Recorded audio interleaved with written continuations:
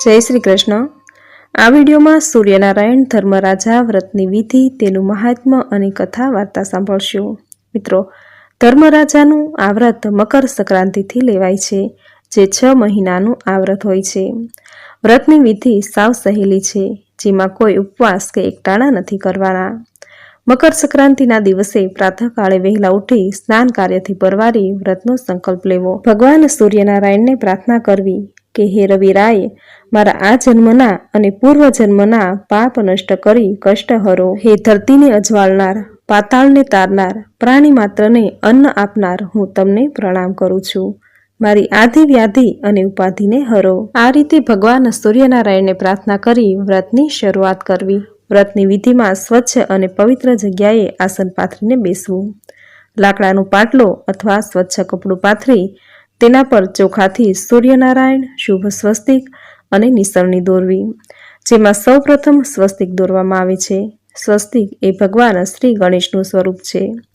व्रतना दरेक दिवसो मंगलकारी रहे, पूजा करता समये लांबा समय सुधी तेमां कोई विघ्ननो प्रभाव न पड़े ते माटे स्वस्तिक दौराय छे। त्यार पछी दौराय छे भगवान सूर्यनारायणनी आकृति। भगवान सूर्यनारायण ए जागती ज्योत छे, जागता देव छे। दरेक देवना दर्शन आंखों खुल्ली राखीने कराय छे, परंतु सूर्यदेव ए प्रत्यक्ष जागता देव होवा छतांय तेमना दर्शन आंख खुल्ली राखीने नथी करी शकता। आथी तेमना दर्शन करवा भगवान सूर्यनारायणनी आकृति दौराय छे। त्यार पछी दौराय छे निसरणी। आ निसरणी एटले स्वर्गनी सीडी, स्वर्गना 7 पगथिया। ज्यारे आ लोक त्यजी ब्रह्मलोक गमन करवा धर्मराजाना दरबारमां जवा आ निसरણીની જરૂર પડશે। આથી સ્વર્ગની પ્રાપ્તિ માટે આ નિસરણીની પૂજા કરાય છે। આ રીતે શુભ આકૃતિ દોરી ઘીનો દીવો કરી હાથમાં ચોખા રાખી એકાગ્ર મને વાર્તા સાંભળવી। વાર્તા સાંભળતી વખતે જય ધર્મરાજા, જય સૂર્યનારાયણ એવો હોકારો દેવો। વાર્તા પૂર્ણ થયે આ ચોખા ચકલાને નાખી દેવા। આ રીતે 6 મહિના આ વ્રત કરાય છે। આ વ્રતમાં કોઈ ઉપવાસ, એકટાણા કે જાગરણ કરવાનું હોતું નથી। આ વ્રત કરનારને નરક નથી ભોગવવું પડતું, પરંતુ તેને સ્વર્ગની પ્રાપ્તિ થાય છે। એવું કહેવાય છે કે સૂર્યનારાયણ ધર્મરાજાનું વ્રત કરનારને યમના તેડા નથી આવતા, તેને ધર્મરાજા સાક્ષાત પોતે લેવા આવે છે। મન, કર્મ, વચનથી પવિત્ર રહી વ્રત કરનારને આ વ્રત મહાફળ આપે છે। આ વ્રત કરનાર નિર્ધન હોય તો ધનવાન બને છે, રિદ્ધિ સિદ્ધિને પ્રાપ્ત કરે છે, સુખ સમૃદ્ધિને પામે છે, તેના રોગ દોષ દૂર થાય છે। વાંજ્યા હોય તો તેને સંતાનની પ્રાપ્તિ થાય છે, કુટુંબમાં કજ્યા કંકાશ હોય તો તે દૂર થાય છે અને શાંતિની શીતળ છાયા મળે છે। વળી લખ 84ના ફેરામાંથી મુક્તિ મળે છે અને મોક્ષની પ્રાપ્તિ થાય છે। તો મિત્રો, આ હતી સૂર્યનારાયણ ધર્મરાજા વ્રતની વિધિ અને મહાત્મ્ય। હવે સાંભળશું વ્રતની કથા। તો સૌ પહેલા સાંભળશું ધર્મરાજાની કથા। બોલો ધર્મરાજાની જય। એક ગામમાં બ્રાહ્મણ અને બ્રાહ્મણી રહેતા હતા। તેમને પરિવારમાં 2 પુત્રો અને 1 પુત્રી હતા। તેઓ ખૂબ જ ગરીબ હતા, છતાં તેમના ઘરમાં હંમેશા એક અતિથિ જમાડી જમવાનો નિયમ હતો અને જો કોઈ સંજોગ અનુસાર અતિથિ ન આવે તો પક્ષીઓને ચણ નાખીને જમતા। એમની સ્થિતિ ખૂબ જ ગરીબ હતી, છતાં તેઓ નીતિમાન હતા। તેઓ ઘણા જ ગરીબ હતા, તેથી બંને છોકરાઓએ પરદેશ જઈ કમાવાનો વિચાર કર્યો અને બંને ભાઈ કમાવા માટે પરદેશ ગયા। હવે બ્રાહ્મણ, બ્રાહ્મણી અને તેમની વિધવા દીકરી આ 3 જણા રહેતા હતા। એવામાં ચોમાસાના દિવસો આવ્યા અને વરસાદની હેલી થઈ। વરસાદમાં કોઈ અતિથિ નહીં આવવાથી અને ચકલું ન ફરકવાથી આખા કુટુંબને 10 દિવસના ઉપવાસ થયા। આ બધું જોઈ ભગવાનને તેમની કસોટી કરવાનું મન થયું। ભગવાને હંસ અને હંસલીનું રૂપ લીધું અને એમના આંગણામાં આવીને બેઠા। બ્રાહ્મણ દંપતીના હર્ષનો પાર રહ્યો નહીં અને તેઓ પુષ્કળ અનાજ ઉછાળવા લાગ્યા। પરંતુ આ હંસ અને હંસલી થોડા હતા, આ તો પ્રભુ પોતે હતા। તેમને અન્નનો એક પણ દાણો ખાધો નહીં। આ જોઈ બ્રાહ્મણ દંપતીને ખૂબ દુઃખ થયું। કહે કે અમારા એવા કયા પાપને લીધે તમે અમારું અન્ન ખાતા નથી? હંસ બોલ્યો, હે બ્રાહ્મણ દંપતી, તમે કોઈ પાપ નથી કર્યા, પરંતુ અમે રાજહંસ હોવાથી સાચા મોતીનો ચારો ચરીએ છીએ, એના સિવાય બીજું કશું જ ખાતા નથી। આ સાંભળી બ્રાહ્મણ ખૂબ નિરાશ થયો। પતિને નિરાશ જોઈને બ્રાહ્મણી બોલી, હું ગામના ઝવેરી પાસે જઈ અને સાચા મોતી આપે તો લઈ આવું છું, તમે જરાય ચિંતા કરશો નહીં. બ્રાહ્મણી તો ઝવેરી પાસે જઈ અને કહે છે કે ભાઈ, મારું એક કામ કરીને મને 1.25 શેર મોતી આપો ને. ઝવેરી કહે કે શું તમે ગાંડા તો નથી થયા ને? 1.25 શેર સાચા મોતીની કિંમત કેટલી થાય તેની તમને ખબર છે?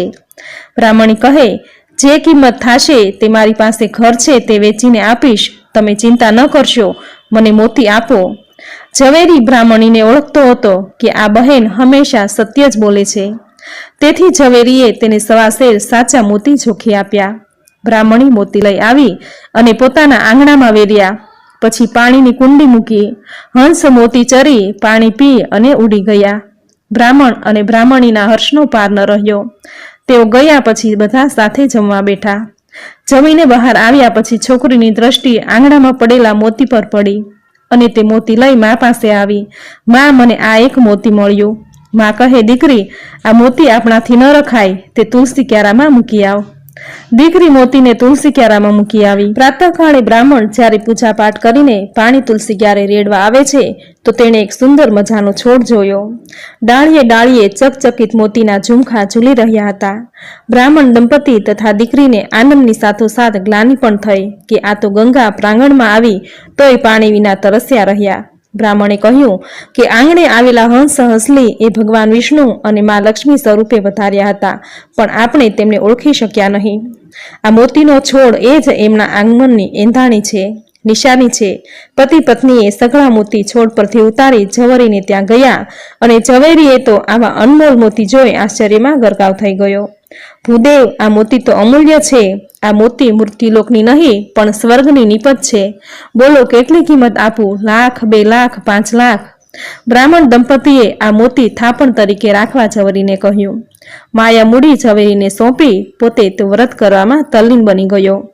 એક વખત રાણીએ ઝવેરીને પોતાના રાજમહેલે મોતીના હાર બનાવી લાવવા હુકમ કર્યો. ઝવેરી અન્ય મોતીની માળા સાથે બ્રાહ્મણ દંપતીના મોતીનો હાર નમૂના માટે લઈ ગયો.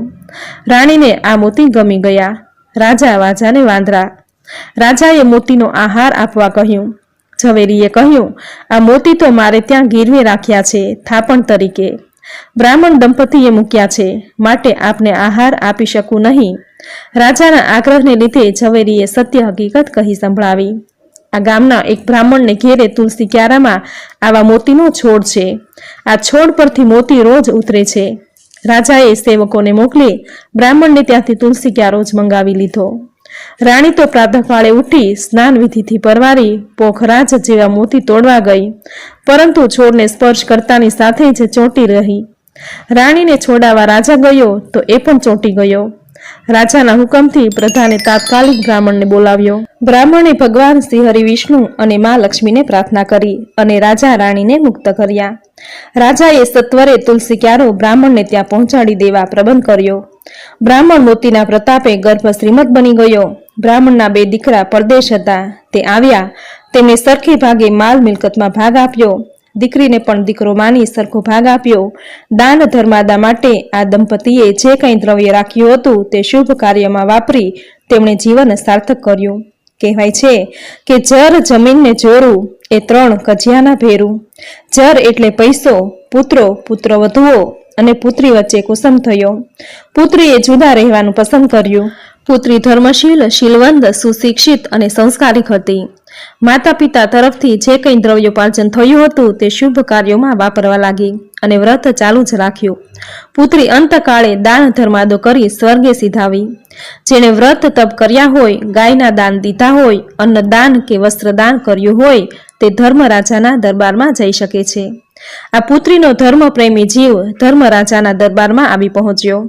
ધર્મરાજાએ ટકોર કરી કે હે જીવ, તે અનેક વ્રતો કર્યા છે પણ મારું એકેય વ્રત કર્યું નથી, માટે તું મૃત્યુલોકમાં જઈ મારું વ્રત કરીને અહીં આવ. મારા વ્રતની વિધિ આ પ્રમાણે છે. તન મનની શુદ્ધિ સાથે મારા નામનો એટલે કે ધર્મરાજાના નામનો દીવો કરી જમણા હાથમાં ચોખા રાખી મારા વ્રતની વાત કહેવી અથવા સાંભળવી. આ વ્રત 6 માસ સુધી કર્યા પછી વ્રતનું ઉજવણું કરવું. વાંસની ટોપલીમાં 1.25 કિલો જુવાર, અડધો કિલો વજનની એક નૌકા, એક નિસળની સોના અથવા ચાંદીની મારી મૂર્તિ અને નૈવેદ્ય માટે સુખડી મૂકવી. 2.5 કિલો લોટની સુખડીના 4 ભાગ કરી એક ભાગ બ્રાહ્મણને, બીજો ગોવાળને, ત્રીજો ભાગ બાળકને અને ચોથો ભાગ ઘરમાં પ્રસાદ તરીકે ઉપયોગમાં લેવો. બ્રાહ્મણોને મિષ્ઠાન જમાડી યથાશક્તિ દાન દક્ષિણા આપી પ્રસન્ન કરવા. ધર્મરાજાએ બ્રાહ્મણ પુત્રીને પોતાનું વ્રત કરવા 6 માસનું આયુષ્ય આપી મૃત્યુલોકમાં મોકલી. સ્મશાને ગયેલી દીકરીના દેહમાં જીવનો પ્રવેશ થતા દેહ સળવળ્યો. ડાકુ અગ્નિદાહ દેતા અટકી ગયા. સ્મશાન ગયેલી દીકરી જીવતી થઈ ભગવાનનું નામ લેતી ઘેર પાછી આવી. ભાભીઓ ઈર્ષ્યાને લીધે ભડકી ગઈ. અરે રે, નણંદ જીવતી થઈ પાછી આવી. બ્રાહ્મણ પુત્રએ તો ધર્મરાજાની આજ્ઞા અનુસાર વ્રત કર્યું. ભાભીઓએ સાથ આપ્યો નહીં, પણ પડોશમાંથી માજી રોજ વાત સાંભળવા આવતા. 6 માસ પૂરા થયા. વ્રતનું નિયમ મુજબ ઉજવણું કરવામાં આવ્યું.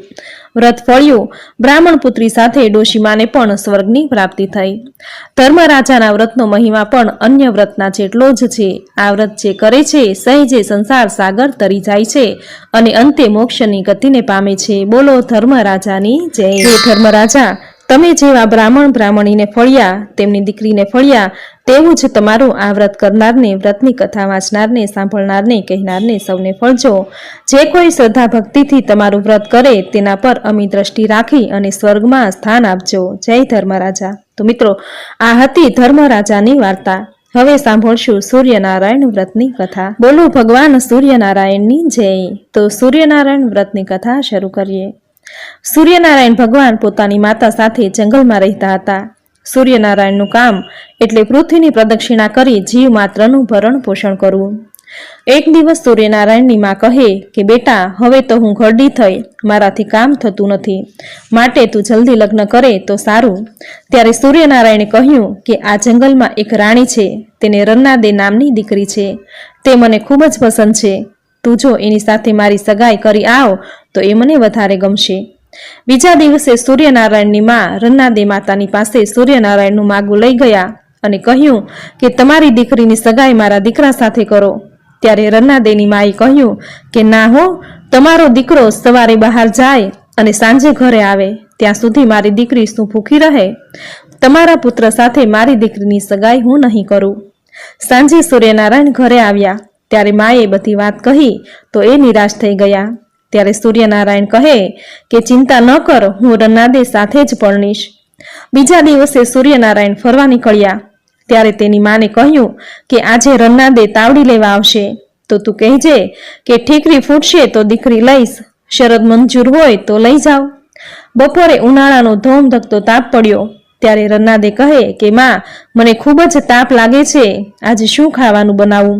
ત્યારે તેની માં કહે કે દીકરી, રોટલા ઘડી નાખ, ઘી સાકર અને રોટલો ખાઈ લઈશું. એમ કરી રન્નાદે જ્યારે રોટલો ઘડવા બેઠા કે તાવડી ચૂલા સાથે અથડાઈ અને તાવડી ફૂટી ગઈ. ત્યારે રન્નાદે કહે કે માં, આ તાવડી ફૂટી ગઈ, આપણી પાસે બીજી તાવડી તો નથી. ત્યારે એની માએ કહ્યું કે એમ કર, સૂર્યનારાયણને ઘરે જા અને તાવડી લઈ આવ. ત્યારે રન્નાદે તાવડી લેવા ગઈ ત્યારે સૂર્યનારાયણની માં કહે કે જો ઠીકરી ફૂટશે તો દીકરી લઈશ, જો શરત મંજૂર હોય જા તારી માને પૂછી આવ અને એ હા પાડે તો તાવડી લઈ જા. રન્નાદે ઘરે આવી તેની માને વાત કરી તો માં કહે એમ ક્યાં ફૂટી જવાની છે, તું તારે લઈ આવ. રન્નાદે તાવડી લઈ ઘરે આવતા હતા ત્યાં રસ્તામાં 2 આખલા લડતા હતા. તેની અડફેટમાં આવતા તાવડી ફૂટી ગઈ. રન્નાદે એ માને ઘેર જઈ વાત કરી તો માએ તેની શરત મુજબ સૂર્યનારાયણ સાથે સગાઈ કરી આવ્યા. સાંજ પડી, સૂર્યનારાયણ ઘરે આવ્યા ત્યારે એની માએ કહ્યું કે બેટા, સગાઈ તારી રન્નાદે સાથે મેં કરી નાખી. ત્યારે સૂર્યનારાયણને ખૂબ જ હર્ષ થયો અને કહે માં, જઈને રન્નાદેની માને કહો કે કાલે સૂર્યનારાયણ પરણવા આવશે. રન્નાદેના ઘરે જઈ સૂર્યનારાયણની માએ તેમને વાત કરી તો રન્નાદેની માએ કહ્યું કે એક દિવસમાં મારાથી બધી સગવડો કેવી રીતે થાય? ત્યારે સૂર્યનારાયણની માં કહે કે એ બધી જવાબદારી મારા સૂર્યનારાયણની છે. બીજા દિવસે સૂર્યનારાયણ પ્રદક્ષિણા કરવા ફરવા નીકળ્યા ત્યારે રન્નાદેની માનું છાપરું ઉડી ગયું. એની જગ્યાએ સુંદર મહેલ બની ગયો અને ઘરમાં બધી જ સામગ્રી ભરાઈ ગઈ. બીજા દિવસે રન્નાદે અને સૂર્યનારાયણના ખૂબ જ ધામધૂમથી લગ્ન થયા. સૂર્યનારાયણ નિત્ય સવારે જાય અને સાંજે આવીને જમે. તે પછી રન્નાદે જમે એટલું રન્નાદેનું શરીર સુકાવા લાગ્યું. એક દિવસ એની માં કહે, બેટા, તારું શરીર કેમ સુકાઈ જાય છે? રન્નાદે કહે કે સૂર્યનારાયણ સવારે જાય અને સાંજે આવે ત્યારે જમવા મળે. ત્યારે એની માં કહે, તેમને કહેજે કે સાકરનું પાણી પીને જાય અને પછી તને જમવામાં કશો જ વાંધો નહીં. બીજા દિવસે સૂર્યનારાયણ ફરવા નીકળ્યા ત્યારે કહે કે આટલું સાકરનું પાણી પીને જાઓ. ત્યારે સૂર્યનારાયણે કહ્યું કે નવખંડ ધરતીમાં જીવ માત્રને ન જમાડું ત્યાં સુધી મારાથી પાણીએ ન પીવાય. એમ કહી સૂર્યનારાયણ ચાલતા થયા. રન્નાદેને વિચાર આવ્યો કે શું તે દરેક જીવનું પૂરું કરતા હશે? આજે તો એમની પરીક્ષા કરું. તેમણે એક કીડી પકડી દાબડીમાં પૂરી અને સાંજે સૂર્યનારાયણ જમી રહ્યા હતા ત્યારે કહે કે તમે સર્વ જીવોનું પૂરું કર્યું. ત્યારે સૂર્યનારાયણ કહે છે કે હા. ત્યારે રન્નાદે કહે કે ખોટી વાત છે. એમ કહી દાબડી ઉઘાડી કીડી બતાવી ત્યારે પોતાના ચાંદલાનો ચોખાનો દાણો દાબડીમાં પડ્યો હતો અને કીડી મોજથી ખાતી રહી. આ જોઈને રન્નાદે વિચારમાં પડી ગયા. ત્યારે સૂર્યનારાયણે કહ્યું કે તમે મારા ઉપર શંકા કરી, તેથી શાપ આપું છું કે તમે ગમે તેટલું રાંધશો તોય પૂરું નહીં થાય. એમ કહી સૂર્યનારાયણ જમવા બેઠા. એક કોળિયો પોતાની મા માટે રાખ્યો અને એક કોળિયો રન્નાદે માટે રાખ્યો અને બધું જ જમીને ઊભા થઈ ગયા. આમ જેટલું રાંધેલું હોય એ બધું સૂર્યનારાયણ પોતે એકલા જ જમી જતા અને સાસુ વહુ ભૂખ્યા રહેતા. આથી તેમનું શરીર સુકાવા લાગ્યું. એક દિવસ સૂર્યનારાયણ કહે છે કે માં, તમારું શરીર કેમ સુકાતું જાય છે? ત્યારે સૂર્યનારાયણની માં કહે છે કે દીકરા, એક કોળિયો ખાઈને અમે રહીએ છીએ એટલે અમારું શરીર સુકાઈ જાય છે. ત્યારે સૂર્યનારાયણ કહે કે તમે મારું વ્રત કરો. મારું વ્રત 6 મહિનાનું છે. 6 મહિના પૂરા થાય એટલે 1.25 શેર ઘઉંનો લોટ, 1.25 શેર ઘી અને 1.25 શેર ગોળ લેવાનો. તેના લાડુ બનાવી મને ધરાવવા. એક લાડુ રમતા બાળકને આપવો, બીજા ગાયના ગોવાળને આપવો, ત્રીજો માળીને આપવો અને ત્યાર પછી કોઈ અતિથિ કે બ્રાહ્મણને જમાડી પોતે જમવું. આ રીતે મારું વ્રત કરવાનું. વ્રત કરનારની દરેક ઈચ્છા પૂરી થાય છે. રન્નાદે અને સૂર્યનારાયણની માએ બંનેએ વ્રત કર્યું. 6 માસ પૂરા થતા ઉજવણું કર્યું. દરેક વિધિ કરી, પરંતુ વનમાં અતિથિ કે બ્રાહ્મણ ક્યાંથી લાવવા? એટલામાં રામ લક્ષ્મણ ફરતા ફરતા આવ્યા. ડોશીમાએ તેમને જમાડ્યા. હવે તેમને થોડું રાંધે તોય વધે અને થોડું જમે તોય ધરાય. આમ સૂર્યનારાયણના વ્રતથી લીલા લહેર થયા. જય સૂર્યનારાયણ. તમારું વ્રત જે કોઈ કરશે તેની મન વાંછિત ઈચ્છા પૂરી કરજો. જેવા રન્નાદેને ફળ્યા તેવું તમારું વ્રત કરનારને, વ્રતની કથા વાંચનારને, સાંભળનારને, કહેનારને સૌને ફળજો. સૌનું કલ્યાણ કરજો. જય સૂર્યનારાયણ. તો મિત્રો, આ હતી ધર્મરાજા સૂર્યનારાયણ વ્રતની વિધિ, તેનું મહાત્મ્ય અને કથા વાર્તા, જે તમે પૂરી શ્રદ્ધાથી સાંભળી, જે સાંભળવી આપને જરૂર ગમી હશે. તો વિડીયોને લાઈક કરી કોમેન્ટમાં જય સૂર્યનારાયણ, જય ધર્મરાજા જરૂર લખજો. ચેનલ સબસ્ક્રાઈબ કરી બાજુમાં બેલ આઇકન જરૂર પ્રેસ કરજો. આવી જ નવી ધાર્મિક માહિતી, નવી ધાર્મિક કથા સાથે ફરી મળીશું. ત્યાં સુધી આપ સૌને મારા જય શ્રી કૃષ્ણ.